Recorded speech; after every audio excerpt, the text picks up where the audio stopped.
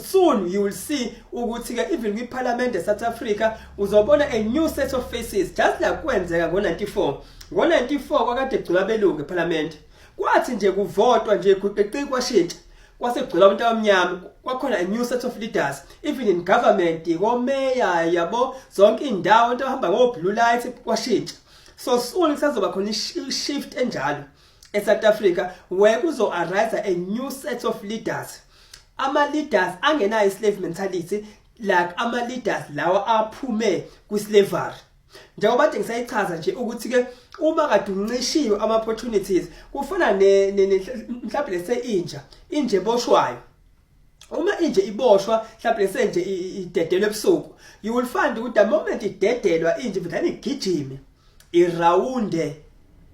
indlu. Why? Because la ngaphakathi kuyo libekade restrictiwe njengoba isidedeliwe manje ayazi ukuthi enze njani ngale freedom ayikazi ukuyimaintaina le freedom.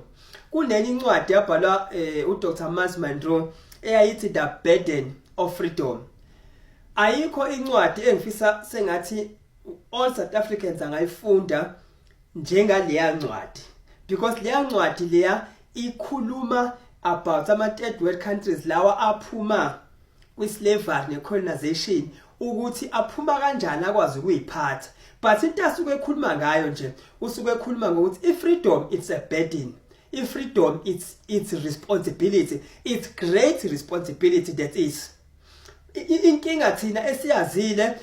kwadanswa nje kuna94 kwajatshulwa kwashintshwa iflag kwashintshwa izinto kwashintshwa imithetho kwase kwathiwa sesinamalungelo kwathiwa sesikwazi ukuye beach sesingena ema-toilets nabelungu